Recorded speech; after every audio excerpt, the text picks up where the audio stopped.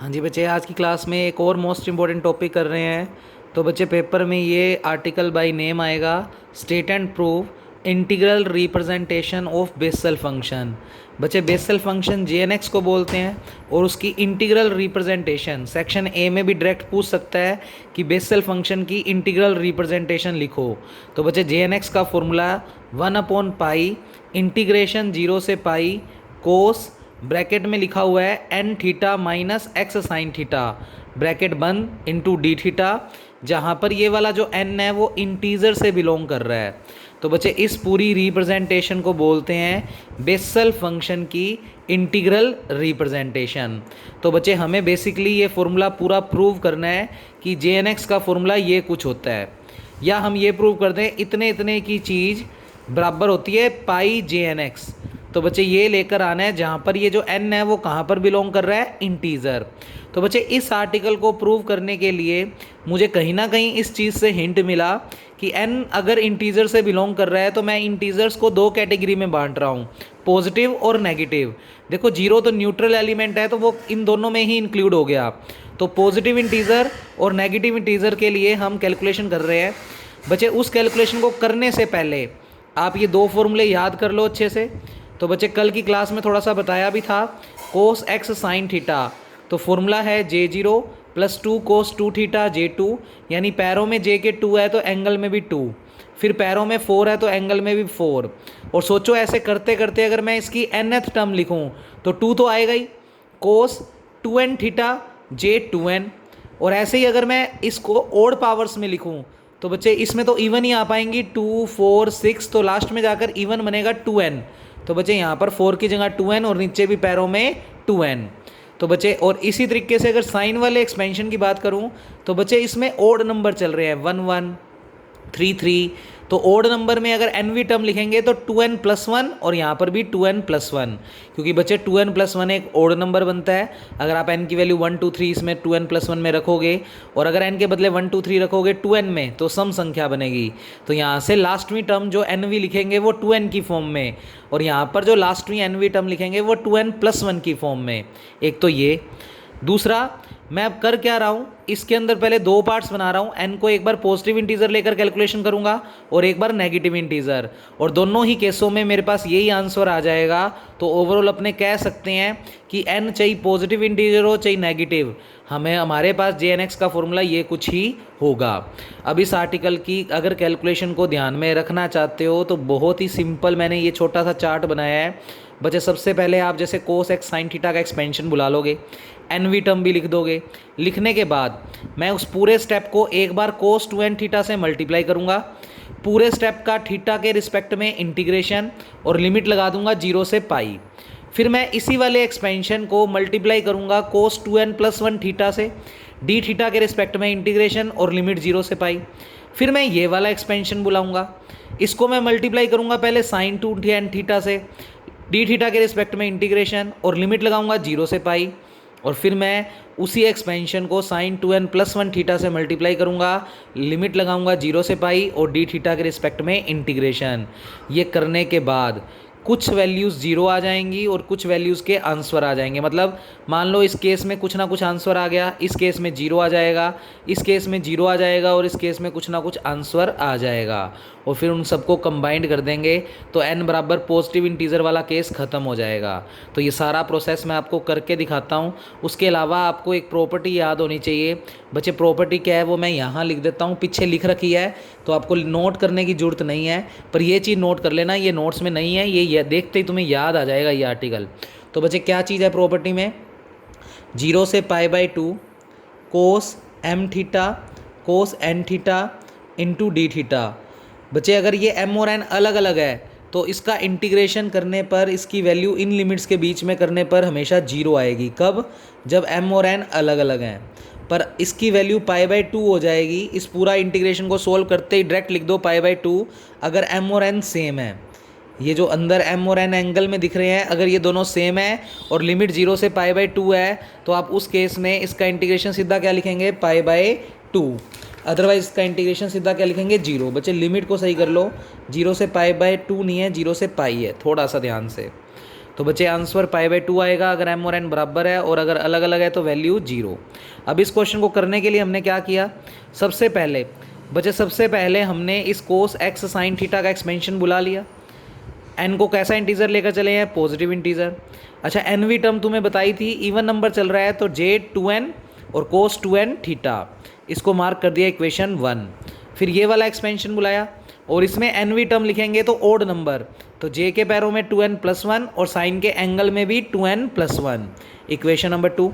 अब 1 को एक बार cos 2n थीटा से और एक बार cos 2n+1 थीटा से, तो बच्चे मैं 1 को पूरे के पूरी इक्वेशन को cos 2n थीटा से मल्टीप्लाई कर रहा हूँ, डी थीटा के रिस्पेक्ट में इंटीग्रेशन और लिमिट लगा रहा हूँ 0 से पाई। तो देखो ये बन जाएगा 0 से पाई cos x साइन थीटा, साथ में आ गया cos 2n थीटा, इसमें भी लिमिट लग गई 0 से पाई j0, मल्टीप्लाई किया cos 2n थीटा से और इंटू डी थीटा। ऐसे इसको भी cos 2n थीटा से मल्टीप्लाई, डी थीटा के रिस्पेक्ट में इंटीग्रेशन और लिमिट 0 से पाई। तो सभी स्टेपों में लगा दो, इसको भी cos 2n थीटा से मल्टीप्लाई, लिमिट 0 से पाई और डी थीटा के रिस्पेक्ट में इंटीग्रेशन। अब मैं आपको मूंजबानी सोल्व करवाता हूँ। बच्चे j0 तो हमारे लिए एज अ कॉन्स्टेंट है, cos 2n थीटा में थीटा आ रहा है और थीटा के रिस्पेक्ट में इंटीग्रेशन है, तो cos का इंटीग्रेशन होता है साइन, तो साइन 2n थीटा और थीटा का कोफिशिएंट 2n है वो अपॉन में आ जाएगा। लिमिट चल रही है 0 से पाई। अच्छा, इन सब के इंटीग्रेशन को हम करेंगे नहीं, उसके लिए हम ये वाली प्रॉपर्टी यूज़ करेंगे, और ये जो प्रॉपर्टी cos में है वो साइन में भी होती है और सेम ही रिजल्ट होता है। तो बच्चे ध्यान से देखें, cos 2 थीटा और cos 2n थीटा, बच्चे इधर थीटा का मल्टीप्लाई है 2n और इधर थीटा का मल्टीप्लाई है 2, यानी अलग अलग है तो आंसर 0। तो बच्चे इस पूरे स्टेप का इंटीग्रेशन 0। ऐसे बीच में जो टर्म्स लिखी नहीं उनका इंटीग्रेशन भी 0, और इसमें cos 2n थीटा सेम है, तो बच्चे 2j2n तो कांस्टेंट है बाहर, और 0 से पाई cos 2n theta into D theta, m और n सेम है तो वैल्यू कितनी π/2। तो बच्चे 2j2n बाहर को कर दो और उस बाकी का इंटीग्रेशन कर दो π/2। इसका 0 हो गया, इसका हमने डायरेक्ट कर दिया। तो बच्चे इस पेज को मैं पलट के आपको दिखा रहा हूँ कैलकुलेशन। तो ये तो मैंने मल्टीप्लाई किया था cos 2n थीटा से, वो पूरा उसने सोल्व करके दिखाया है। बच्चे cos 2n थीटा का हो गया sin 2n theta upon 2n, इसका 0 हो गया और इसका हो गया π/2। 2 से 2 कैंसिल आउट हो गया। यहाँ पर अगर पुट करेंगे तो ये sin 2n पाई, बच्चे sin n पाई 2n पाई सब 0 होता है, sin 0 भी 0 होता है, तो ये पूरा स्टेप भी 0 बन गया आफ्टर लिमिट पुट करने पर। और बच्चे यहाँ पर 2 से 2 कैंसिल आउट, ये बन गया π/j2n। तो बच्चे आंसर आया π/j2n। इसको मार्क कर दिया एक बार इक्वेशन नंबर 3। अब जो हमने ये वाला एक्सपेंशन पहले वाला लिखा हुआ था, इसको हम मल्टीप्लाई कर रहे हैं cos 2n+1 थीटा से और लिमिट लगा रहे हैं 0 से पाई और डी थीटा के रिस्पेक्ट में इंटीग्रेशन। तो पहले cos 2n थीटा से किया था, अब cos 2n+1 थीटा से कर रहे हैं। तो बच्चे cos 2n+1 थीटा से कर दिया, इनको भी cos 2n+1 cos 2n+1 cos 2n+1। अब अगर ध्यान से देखें तो बच्चे पहला स्टेप cos 2n+1 का तो इंटीग्रेशन हो गया sin 2n+1 इंटू थीटा, और थीटा का कोफिशिएंट है 2n+1 वो अपॉन में आ गया। बच्चे ये वाला सारा स्टेप क्या हो गया 0, क्योंकि इसमें इधर 2 है इधर 2n+1 है, m और n अलग अलग है तो वैल्यू इस प्रॉपर्टी से क्या हो गई 0। इस लास्ट वाले स्टेप में भी अलग अलग है, तो बच्चे इस बार ये इंटीग्रेशन भी 0, तो सिर्फ ये इंटीग्रेशन परफॉर्म हुआ तो उसने वो कर दिया। अच्छा, पाई रखेंगे और 0 रखेंगे तो sin 2n+1 पाई भी कितना होता है 0 और sin 0 भी 0, तो इसका मतलब ये पूरा स्टेप 0 आ जाएगा। तो इसका मतलब जब पहला एक्सपेंशन मैंने पूरा लगा के सोल्व किया तो उसमें जब cos 2n थीटा से मल्टीप्लाई किया तो आंसर आया π/j2n, और जब मैंने cos 2n+1 थीटा से पूरे स्टेप को मल्टीप्लाई करके इंटीग्रेशन किया तो आंसर आया 0। अब मैं बुला रहा हूँ साइन वाला एक्सपेंशन, तो जो मैंने ये साइन वाला एक्सपेंशन लिखा हुआ है उसको बुला रहे हैं। इसको एक बार sin 2n थीटा से और एक बार 2n+1 थीटा से, और जो ये प्रॉपर्टी cos में है वही प्रॉपर्टी अगर दोनों cos की जगह साइन कर दें तो उसमें भी लगेगी। तो बच्चे इसको एक बार sin 2n थीटा से और एक बार sin 2n+1 थीटा से। तो ये वैल्यूज़ क्यों निकाली उसका रीज़न अभी पता लगने वाला है। तो ये आर्टिकल जितना दिखने में बड़ा है उतना एक्चुअल में है नहीं। तो बच्चे वो साइन वाले एक्सपेंशन को sin 2n थीटा से मल्टीप्लाई कर दिया, डी थीटा के रिस्पेक्ट में इंटीग्रेशन और लिमिट 0 से पाई। तो यही लाइनें इसने शब्दों में लिखी हुई है कि हम मल्टीप्लाई कर रहे हैं sin 2n थीटा से, इंटीग्रेशन कर रहे हैं थीटा के रिस्पेक्ट में और लिमिट लगा रहे हैं 0 से पाई। तो सभी स्टेपों के साथ sin 2n थीटा लग गया, डी थीटा लग गया और लिमिट लग गई 0 से पाई। बच्चे ये फिर से डिफरेंट एंगल है तो 0, ये भी डिफरेंट है 0, ये भी डिफरेंट है 0। इसका मतलब जब मैंने साइन वाले एक्सपेंशन को साइन 2n थीटा से किया तो आंसर आ रहा है 0। तो बच्चे ये पूरा स्टेप उसने 0 करके दिखाया हुआ है।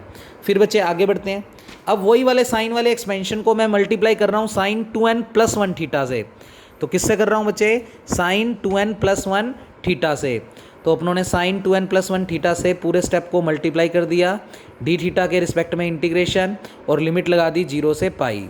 अब बच्चे ध्यान से सुनना, इस दोनों में m और n अलग अलग है तो वैल्यू 0, क्योंकि m का मान 1 है और n का मान 2n + 1 अलग अलग है। ये भी अलग अलग है 0। इधर ये सेम हो गया। अब उसने ना सोल्व करके दिखा दिया, जबकि हम वैसे सोल्व नहीं करेंगे, आप डायरेक्ट करो। अगर एंगल सेम है तो ये पूरी चीज़ इतने इतनी और 0 से पाई लिमिट, आंसर आ जाएगा बच्चे, इसका आंसर आ जाएगा π/2। तो 2 j2n + 1 कॉन्स्टेंट है बाहर, और बाकी का इंटीग्रेशन उस प्रॉपर्टी से π/2, 2 से 2 कट जाएगा तो बचेगा πj2n + 1। तो πj2n + 1 उसने जबकि इसको ऐसे सोल्व कर दिया, साइन स्क्वायर बना दिया इसको, साइन स्क्वायर को लिख दिया 1 - cos 2n + 1 θ/2, फिर 1/2 का थीटा के रिस्पेक्ट में θ/2, और इसका करेंगे तो कोस का होता है साइन अपॉन में 2n + 1। तो बच्चे वो इतना कॉम्प्लिकेटेड हो जाएगा, आप डायरेक्ट प्रॉपर्टी लगा दो। तो बच्चे इसमें ये दोनों सेम है तो इतने इतने का इंटीग्रेशन इस लिमिट के रिस्पेक्ट में π/2, और 2 से 2 क्या हो गया? कैंसिल आउट, तो πj2n + 1। तो πj2n + 1 आप डायरेक्ट लिख देना यूजिंग प्रॉपर्टी। तो बच्चे बेसिकली मैंने 4 स्टेप्स किए हैं, और 4 स्टेप में से 2 स्टेप में वैल्यू 0 आई है और 2 में कुछ आई है। तो ओवरऑल हम अगर बात करें तो बच्चे अब हम बुला रहे हैं, जो हमें इंटीग्रेशन सोल्व करना था उसमें तो एंगल था बच्चे कोस n थीटा, पर मैं एक बार n की जगह रख रहा हूँ 2 और एक बार रखूँगा 2n + 1। और बच्चे इतने इतने स्टेप को अलग से बुला रहा हूँ, 1/π नहीं ले रहा मैं, सिर्फ इतने इतने स्टेप में n की जगह 2n और एक बार 2n + 1। तो बच्चे मैंने सबसे पहले n की जगह 2n लिया। अच्छा, cos a - b का formula cos a cos b plus sin a sin b। अब बच्चे तुमने 0 से पाई लिमिट को इसके ऊपर अलग, डी थीटा को अलग, 0 से पाई लिमिट इसके ऊपर अलग, डी थीटा इस पे अलग, और तुमने इतने इतने स्टेप को अभी अभी सोल्व करके निकाला है। जब तुमने cos x sin थीटा वाले एक्सपेंशन को cos 2n थीटा से मल्टीप्लाई किया था, तो बच्चे ये दिखाऊं तुम्हें, इसका मान निकाला था πj2n। तो बच्चे हमने इसका मान तो रख दिया πj2n, और जब sin 2n थीटा से साइन वाले एक्सपेंशन को मल्टीप्लाई किया था, तो बच्चे साइन वाले एक्सपेंशन को जब हमने sin 2n थीटा से मल्टीप्लाई किया था तो आंसर आया था 0, तो इसका आंसर हो गया 0। तो बच्चे इसका आंसर πj2n और इसका आंसर 0, तो πj2n + 0 कितना बचेगा? πj2n, यानी इतने इतने स्टेप का इंटीग्रेशन सोल्व होकर आ रहा है πj2n। अब इसी इंटीग्रेशन को बुला रहा हूँ वापस, पर 2n की जगह रख रहा हूँ 2n + 1, और वही प्रॉपर्टी लगा रहा हूँ cos a - b की। तो ध्यान से देखें कैलकुलेशन की हुई। तो बच्चे ये देखो πj2n और दूसरे वाले का मान 0, तो ओवरऑल अपने पास मान आ गया πj2n। और यहाँ पर मैं लिख देता हूँ ये किसकी वैल्यू निकाली है तुमने, ये वैल्यू निकाली है 0 से पाई cos 2n theta - x sin theta into D theta. हालांकि चल ही रहा था स्टेप, आपको दिख ही रहा होगा। फिर बच्चे मैंने 2n की जगह 2n + 1 थीटा रख दिया, और cos a - b का formula cos a cos b plus sin a sin b। Integration इस पे सेपरेट और इस पे सेपरेट। आपने जब cos वाले एक्सपेंशन को cos 2n + 1 से किया था तो आंसर आया था 0, और जब आपने साइन वाले को sin 2n + 1 से किया था तो आंसर आया था पाई j के पैरों में 2n + 1। तो बच्चे कुल मिलाकर टोटल आंसर आ गया πj2n + 1। तो आपने क्या देखा कि जब एंगल में 2n ले रहे हैं तो आंसर आ रहा है पाई और j के पैरों में भी 2n, और जब आप एंगल में 2n + 1 ले रहे हो तो पाई के साथ j के पैरों में क्या आ रहा है? 2n + 1। तो सोचो अगर मैं सिर्फ n लूँगा तो पाई के साथ j के पैरों में क्या लग जाएगा? सिर्फ n। तो बच्चे हमने लिखा 7 और 8 से आप लिख सकते हो कि अगर आप यहाँ पर n लोगे तो पाई के साथ j के पैरों में n आएगा, और ये तब आया आंसर जब आप n को नेचुरल नंबर कह दो या क्या लेकर चले हो? Positive integer. तो बच्चे पॉजिटिव इंटीजर के केस में तो बिल्कुल फॉर्मूला सही है। अब यहाँ से अगर आप jn की वैल्यू निकालोगे तो पाई उधर चला जाएगा, और यही हमें प्रूव करना था। अब हमें लेकर आना है कि जब n एक नेगेटिव इंटीजर होगा तो भी ये रिजल्ट होल्ड होगा, यानी अगर n यहाँ पर नेगेटिव इंटीजर भी होता तो भी इसका आंसर यही कुछ आएगा, ये हमें प्रूव करना है। तो बच्चे हमने n को ले लिया नेगेटिव इंटीजर। अब नेगेटिव इंटीजर है तो n नेगेटिव इंटीजर दिखना चाहिए, तो पूरी हेडिंग लगा लेना, n को हम कैसा लेकर चले हैं? Negative integer. और अगर n को नेगेटिव इंटीजर लेकर चले हो तो n को कुछ ऐसा मानो कि वो नेगेटिव इंटीजर दिखे, तो n का मान हमने मान लिया माइनस का m, जहाँ पर m कहाँ से बिलोंग कर रहा है, नेचुरल नंबर। अब सोचो m अगर नेचुरल नंबर है तो नेचुरल नंबर 1 से शुरू होते हैं, तो 1 2 3 कुछ मर्जी रखो, उसका माइनस से मल्टीप्लाई करोगे तो n हमेशा एक नेगेटिव इंटीजर बनेगा, और केस भी वही चल रहा है। तो n नेगेटिव इंटीजर के केस में आपने n को मान लिया माइनस m, जहाँ पर m नेचुरल नंबर है, और m नेचुरल नंबर कह दो, चाहिए m कह दो पॉजिटिव इंटीजर, तो z प्लस भी लगा लो, क्योंकि कहीं ना कहीं हम पॉजिटिव इंटीजर के लिए रिजल्ट प्रूव कर चुके हैं, तो उस बात का यूज़ यहाँ पर कर लेंगे। फिर वही इंटीग्रेशन बुला लिया जो हमें चाहिए था, यानी 0 से pi cos n theta minus x sine theta into D theta. बचे इसके अंदर n को क्या पुट कर दिया, माइनस m, तो n की जगह माइनस m रख दिया, बाकी पूरा स्टेप एज इट इज़। अब इस कैलकुलेशन को थोड़ा सोल्व किया, केस ध्यान रखना चल रहा है n जब नेगेटिव इंटीजर है और आंसर यही लेकर आना है, तो मैंने इतनी इतनी चीज़ को बुलाया, n की जगह माइनस m रखा। फिर बच्चे थीटा को एज्यूम कर रहे हैं पाई माइनस फाई, तो ये ध्यान में रखना पड़ेगा।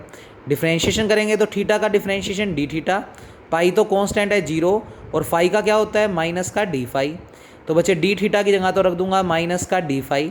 अच्छा, क्योंकि ये कुछ नया मानना है तो लिमिट भी चेंज होंगी, तो बच्चे लोअर लिमिट थीटा की है 0, थीटा को 0 रखोगे तो फाई की वैल्यू आएगी पाई, तो आप लिख सकते हो यहाँ पर थीटा इक्वल, लिखा भी हुआ है चल नीचे, तो कोई दिक्कत नहीं है, थीटा बराबर 0 पुट करने पर फाई पाई आएगा, और जब थीटा को पाई रखेंगे तो बच्चे पाई उधर जाकर कट जाएगा, तो फाई की वैल्यू 0 आ जाएगी, तो फाई कितना आ जाएगा, 0, माइनस 0 आएगा, पर 0 के आगे माइनस का कोई मतलब नहीं है, तो फाई 0 हो गया।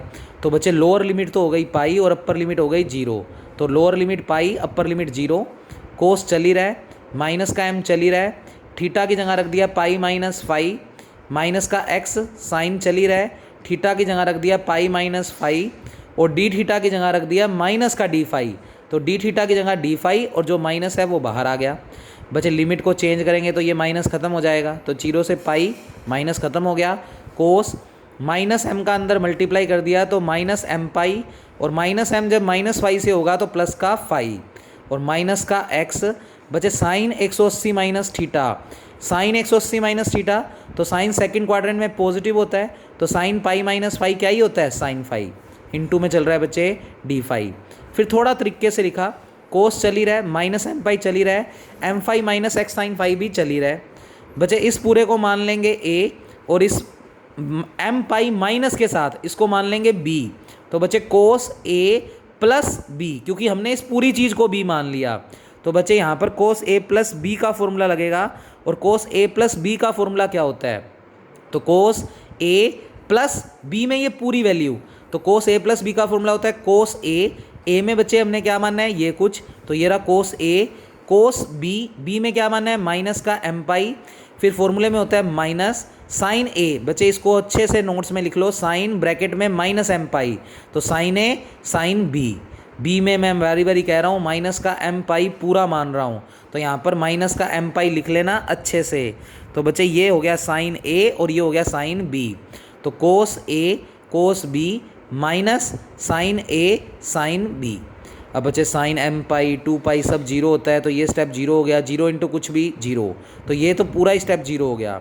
और कोस माइनस एम पाई, देखो कोस में माइनस तो खत्म हो जाएगा, और कोस एम पाई का फॉर्मूला होता है -1 की पावर n, आपको मैं यहाँ पर लिख देता हूँ अच्छे से साफ साफ।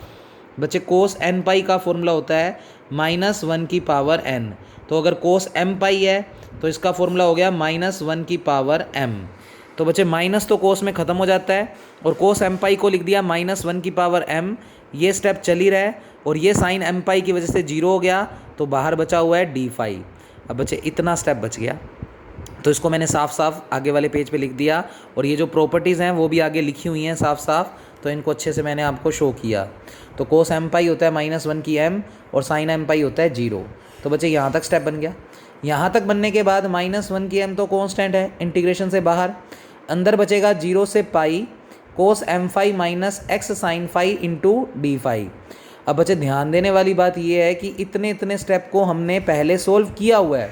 अब पहले सोल्व कैसे किया हुआ है, हमने जब n को पॉजिटिव इंटीजर मानकर कैलकुलेशन की थी तो हमने रिजल्ट निकाल लिया था, और यहाँ पर m को, यहाँ पर अगर केस सेकंड में ध्यान से देखें तो m जो है वो नेचुरल नंबर यानी पॉजिटिव इंटीजर है। तो इसका मतलब अगर m एक पॉजिटिव इंटीजर है अगर m आपके पास एक पॉजिटिव इंटीजर है यानी नेचुरल नंबर है तो ये रिजल्ट तो बिल्कुल ट्रू है। तो बच्चे यहाँ पर अगर n की जगह m है तो आप इस पूरे का आंसर केस फर्स्ट से, जिसमें हमने n को पॉजिटिव इंटीजर लिया था, तो यहाँ पर n लिखा था तो हमने इस पूरे का आंसर निकाला था पाई और j के पैरों में n। तो बच्चे अब की बार m है तो पाई j के पैरों में m, ये इसलिए यूज़ कर पा रहे हैं क्योंकि m पॉजिटिव इंटीजर के लिए ये रिजल्ट बिल्कुल होल्ड करता है। ये हमने केस फर्स्ट में प्रूव किया है। तो बच्चे इसका आंसर लिख दिया पाई j के पैरों में m है इधर, तो m लिख दिया क्योंकि m बिलोंग कर रहा है पॉजिटिव इंटीजर और उसके लिए हम प्रॉपर्टी प्रूव कर चुके हैं। फिर बच्चे ये वाला रिजल्ट जो है वो आगे आ जाएगा, एक बार के लिए आज तो याद करना पड़ेगा, कल परसों में इसकी डेरिवेशन भी आ जाएगी। तो -1 की m j m x, इस पूरे को आप लिख सकते हो j के पैरों में -m और ब्रैकेट में x। अच्छा ये x तो हमने इसलिए लगा दिया क्योंकि ये jx का फंक्शन होता है, तो उधर भी लगा सकते हो आप। तो बच्चे ये प्रॉपर्टी एक बार के लिए याद करनी पड़ेगी, साइड में लिख भी रखी है मैंने कि ये प्रॉपर्टी होती है। उसके बाद बच्चे n को इस केस में -m मानना हुआ था तो -m की जगह वापस क्या रख दिया n। केस सेकंड में हमने ये देखो मानना हुआ है -m बराबर n, तो हमने रख दिया। तो बच्चे -m की जगह हमने क्या रख दिया n। तो बच्चे कुल मिलाकर हमारा जो ये इंटीग्रेशन चल रहा था जहाँ पर n एक नेगेटिव इंटीजर था, तो उस केस में इसका आंसर आया है पाई jn(x).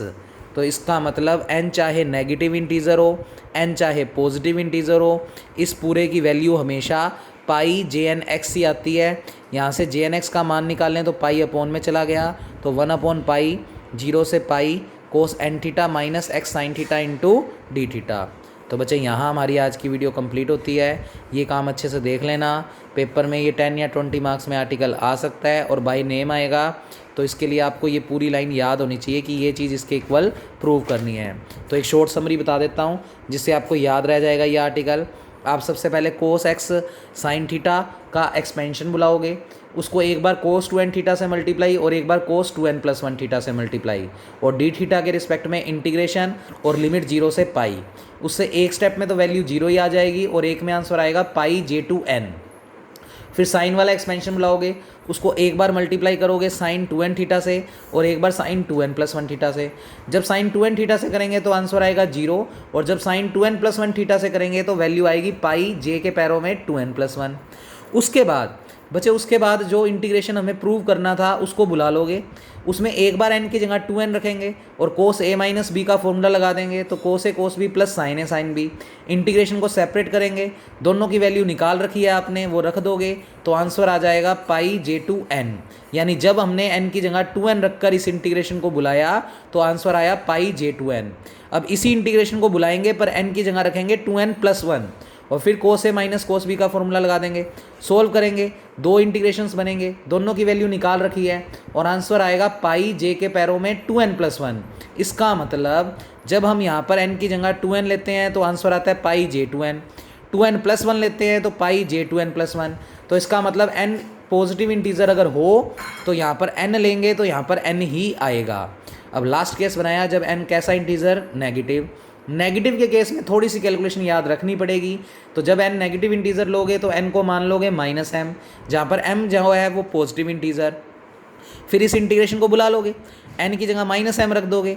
फिर बच्चे हम जो थीटा है उसको कुछ मान लेंगे पाई माइनस वाई, उसके अकॉर्डिंग जो रिप्लेसमेंट होगी वो कर देंगे। नीचे नीचे फॉर्मूला लग जाएगा कोस a प्लस बी का, तो cos a cos b minus sine a sine b।